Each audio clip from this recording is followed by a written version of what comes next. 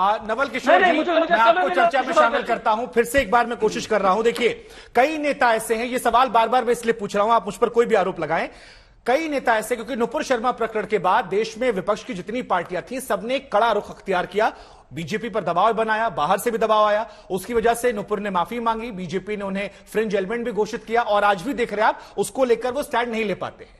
लेकिन एक धर्म का अगर सम्मान है तो दूसरे धर्म को लेकर खामोशी पर सवाल क्यों ना पूछे जाए, क्योंकि जितने बड़े नेता नुपुर शर्मा पर खुलकर बोल रहे थे, चाहे जो बड़ी पॉलिटिकल पार्टीज हो, नाम यहां है नहीं, नाम नहीं लूंगा, आज उनके नेता ना ट्विटर पर लिख रहे हैं महुआ मोइत्रा खिलाफ, ना टीवी पर खुलकर बोल पा रहे हैं। यह संकोच क्या तुष्टीकरण नहीं है? यह सवाल आपसे है।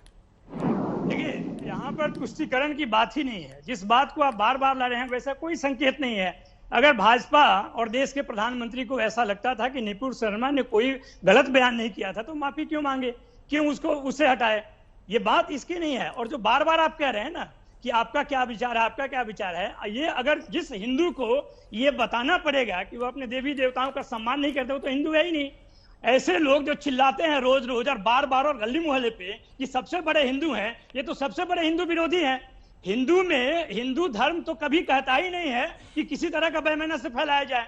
आप राम रहीम को एक साथ देखते हैं, कृष्ण कबीर को एक साथ देखते हैं बातचीत करते हुए, सिया राम को देखते हैं एक साथ बात करते हुए। आप इन तरह के बातों को जबरदस्ती अगर थोपना चाहते हैं कि ये क्या आप मानते हैं कि नहीं, तो आपका सवाल सुन लीजिए पहले, मैं कंप्लीट करने दीजिए। मैं जानता हूं कि आप बहुत महान एंकर हैं, लेकिन सुन लीजिए पहले। मैं भी इस देश के दिल्ली विश्वविद्यालय में पढ़ाता हूं और मुझे भी कुछ मालूम है, कुछ बोलने दीजिए। मैं सिर्फ आपसे ये पूछता हूं कि क्या अगर मैं ये सवाल आपसे पूछूं कि क्या आपने अपराध करना बंद कर दिया है? हाँ बोलेंगे तब भी फंसेंगे, ना बोलेंगे तब भी फंसेंगे। आप इस तरह का सवाल एंकर रूम से पूछते हैं जिसमें कि लोगों को कहीं कोई यहाँ विमर्श और डिबेट का मतलब होता है सत्य का खोज। ये मतलब नहीं होता कि आप ये नहीं बोलेंगे तो ये है, वो नहीं बोलेंगे तो वो बोलेंगे। आप जिसने बयान दिया है उसका इंटरव्यू कर लीजिए, कई चैनल पे वो जाकर अपनी बात रखी है। और जहां तक पार्टी का सवाल है, पार्टी ने कहा है, कोई ऐसा पार्टी ने, कोई ऐसा आपके चैनल पे दो लोग ऐसे हैं जो कि जहर उगल रहे हैं और आप कुछ नहीं बोल रहे हैं। करेंगे ये आपका बयान है, मैं आपके साथ नहीं खड़ा हूं। What kind of nonsense? Naval ji, अब देखिए, हर व्यक्ति, नवल जी आपको मैंने तकरीबन 1 मिनट दिया। हर व्यक्ति आपकी तरह बुद्धिजीवी नहीं है सर। आप बुद्धिजीवी हैं, आप खुद कह रहे हैं कि आप बहुत बुद्धिजीवी हैं, ठीक है, उसका सम्मान। नहीं सुनिए सर, सवाल सुन लीजिए सर। आपने कहा जो हिंदू ना समझ पाए, तो देखिए जो आपने सांकेतिक बात कही है, हर व्यक्ति आपकी तरह बुद्धिजीवी नहीं है। अगर आप खुलकर एक बार बोल देंगे तो ना मुझे दोबारा सवाल पूछना पड़ेगा और ना आप इस कटघरे में खड़ा होंगे। फिर से सवाल पूछ रहा हूं सर, फिर से। मेरी तरह कई लोग ऐसे हैं जो उतने बुद्धिजीवी नहीं है जितने बुद्धिजीवी आप हैं। आप क्या एजेंडा सेट? नहीं, कोई एजेंडा नहीं है सर। हर पॉलिटिकल पार्टी सवाल पूछे हैं और ये जनता देख रही है पिछले आधे घंटे से। फिर से सवाल पूछ रहा हूं। नवल किशोर जो आरजेडी का पक्ष चख रहे हैं, तीसरा मौका उनको मैं दे रहा हूं। 2 मौके दिए, तकरीबन 2.5 से 3 मिनट आपने बात रखी, लेकिन एक बार भी आपने खुलकर नहीं कहा कि महुआ मोइत्रा का बयान गलत था, ये बयान नहीं होना चाहिए। अगर कानूनी कार्रवाई होती तो होनी चाहिए। बाकी आपने मुझे सर्टिफिकेट दे दिया, जनता को सर्टिफिकेट दे दिया, सारी बातें कर दी। फिर से सवाल, क्या जवाब देंगे? क्या जवाब देंगे? वैसे ही बार बार लोगों को बरगलाते हैं। आप एक बार स्पष्ट कर दीजिए, मैं दोबारा सवाल क्यों पूछूंगा आपसे? मेरा सवाल बदल जाएगा। उस व्यक्ति आप अगर एक बार स्पष्टता से बोल देंगे दोबारा सवाल नहीं पूछा जाएगा, लेकिन आप जानबूझकर नहीं बोल रहे हैं क्योंकि आपको लगता है कि इससे आपकी पॉलिटिकल पार्टी को डेंट हो सकता है। अगर नहीं तो बोलिए। जो 2 लोग जो बात रख रहे हैं वो पूरे देश। नवल किशोर जी, आपने बीजेपी पर 150 बार कटाक्ष किया, मैंने आपको नहीं रोका। आपने नुपुर शर्मा पर बोला, नहीं रोका। महुआ मोइत्रा पर आप खामोश क्यों हैं? इत्तेफाक नहीं रखते हैं। मैं फिर से सवाल पूछ रहा हूं, महुआ मोइत्रा को लेकर आपकी पॉलिटिकल पार्टी क्या सोचती है? क्या वो बयान हिंदुओं की भावनाओं के सेंटीमेंट को हर्ट करने वाला था, हाँ या ना?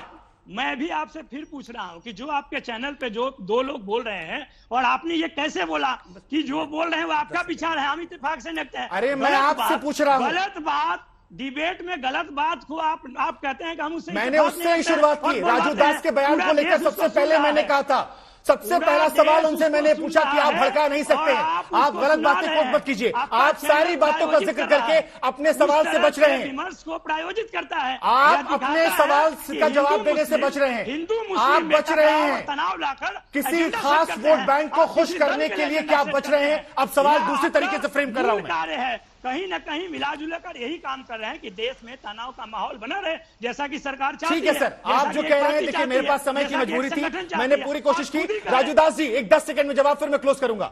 राजू दास जी 10 सेकंड जवाब, ये क्यों बच रहे हैं? और आपने जो बयान दिया उसको भी वो गलत है, भड़काने वाले बयान गलत है। मैं आपसे भी कह रहा हूं मत दीजिए, ये हिंदू धर्म को शोभा नहीं देता है। मैं एक ही सवाल करूंगा, जिस प्रकार से टीएमसी के प्रवक्ता महोदय ने बंगाल की स्थिति क्या है, वहां पर हिंदू इतनी प्रताड़ित हैं, जलाए जा रहे हैं, मारे जा रहे हैं, काटे जा रहे हैं, और वो देवी की, तो मैं ये नहीं कहता कि वो देवी के भक्त नहीं है, काली के भक्त नहीं, लेकिन आप काली जी के भक्त है, बहुत सुंदर अच्छी बात है, लेकिन माँ काली के ऊपर कोई टीका टिप्पणी कराए उसके ऊपर ठोस कार्रवाई नहीं करे। नंबर एक। नंबर दो, अभी जिस प्रकार से एक प्रवक्ता महोदय बोल रहे थे, उनसे मुझको उम्मीद नहीं था कि एक कौम, एक मजहब, एक धर्म के बारे में आपकी भाव दूसरा है। अगर कोई सनातन ठीक है राजू दास जी, देखिए समय की मेरे पास मजबूरी, इसलिए माफी साहब को मैं रोकना चाहता हूं।